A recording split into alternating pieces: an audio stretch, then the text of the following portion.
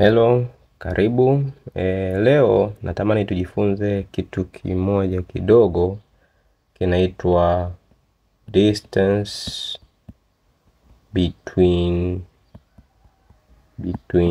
taandika kwa kifupi parallel lines. Sasa okay. Kwanza parallel lines ni zipi? Naomba nichore kwa urahisi ili tuelewane.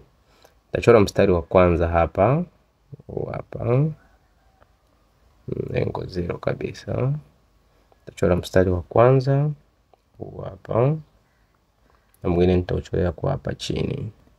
Alafu nitachora ka distance kadogo between these lines mbili ambazo ziko parallel hapa. Kwa hiyo tunaposema distance between parallel lines, kitu ambacho inabidi tukijue unaposema distance between parallel lines, basi ujue ni shortest distance. Nadhani hicho ndo watu huaga hatufahamu kwamba distance between parallel lines jina jingine inaitwa shortest distance. Actually unaweza ukawa na swali kwa nini? Ni kwa sababu tuna distances nyingi sana. Suppose labda nikaita hii point P, nikaita x1 kwa y1.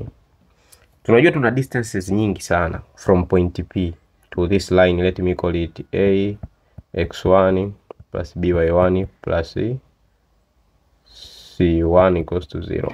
Na haina haja ya kuita x1 y1, tufute hii. Then hii line kwa sababu iko parallel na hii ya juu, coefficient of x watafanana na y pia watafanana except kwenye c2. Kwa hiyo atakuwa na c2, huyu atakuwa na c1. Hizi lines mbili ziko parallel. Kwa unapotaka distance from point P, for example if I pick a point along line x plus by plus c2, nikatafuta distance from this line x plus by plus c1. Kuna distances nyingi, lakini distance ambayo ina manufaa, lakini pia ni distance ambayo ina applications nyingi ni shortest distance. Na ndio maana kwenye hesabu huwa tunahitaji kuijua hii distance, au unapoulizwa distance between parallel lines unabidi ujue kwamba ni shortest distance. Sasa nikitaka kwa mfano kutumia concept, kwa sababu shortest distance ni perpendicular distance kama ambavyo inaonekana kwenye mchoro wangu.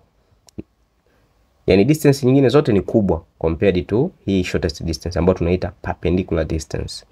Formula ambayo inajulikana ya perpendicular distance, sasa nikizungumzia point P ambapo tuna x1 y1, tunaenda kusubstitute kwenye equation huku juu. Tunakuwa na ax1 plus by1 plus c1 over square root ya nani? A square plus b square absolute. Sasa kwa sababu huu mstari wetu huu wa pili ax plus by plus c2 ambao uko parallel na ule mstari wa kwanza umepita kwenye point x1 na y1, maana yake point x1 y1 is a part of this line. Nina uwezo wa kusubstitute huko ndani upande wa kushoto na nikapata 0 kama ambavyo inaonekana upande wa kulia. Kwa hiyo nikisubstitute point P kwenye mstari wetu ax plus by plus c2, nitakuwa na kitu kama hiki ax1 plus by1 plus c2 equals to 0. Okay, nikimake the subject ax1 plus by1 equals to negative c2. Kwa hiyo distance yangu itabadilika. Kwenye ax1 plus by1 nitaandika negative c2 plus c1 over square root ya nani? A square plus b square. Ambapo hii ikiandikwa vizuri unapata c1 minus c2 over square root ya a square plus b square absolute. Na kitu ambacho inabidi tukifahamu ni kwamba sio lazima iwe c1 minus c2. Inaweza pia ikawa c2 minus c1. It's up to you. Utadecide wewe utumie ipi, lakini zote zitakupa majibu sawa. Kwa nini? Kwa sababu distance hii haijalishi umetokea kwenye mstari upi, huu wa juu ax plus by plus c1 au huu hapa chini ax plus by plus c2, distance will be the same. Nikisema nichukue point P kae hapa, nachukua tumia red, ikae hii ndio x1 y1. Ukifanya derivation kama tuliyofanya utakuja kuishia na c2 minus c1. Sasa mfano mdogo ni kama una lines, okay, niite na line ya kwanza niite 3x plus 4y minus 3 equals to 0. niite line ya pili, niite 3x plus 4y labda minus 7 equals to 0. Nikitaka distance between these two lines, okay, naona kabisa they are parallel kwa sababu coefficient of x na y zinafanana kwenye both lines. Kwa hiyo ninachokifanya mimi nita identify C1. Unaweza ukaamua ukaita -3 ndio C1, au unaweza ukaamua kuita -7 ndio C1. Alafu C2 mimi nitaita -7 kama nimeamua kuita -3 kama C1. Kwa hiyo nikija kutumia formula yoyote katika hizo nilizoziandika, yoyote ile, C1 uchukue -3 minus -7 kwa square root ya a, kutoka hapo juu a ni 3, alafu b ni 4. Kwa hiyo itakuwa 3 square ambayo itakuwa 9 plus 4 square 16. Kwa jibu lako maana yake litakuwa ni absolute ya 4 gawanya kwa 25 square root 5.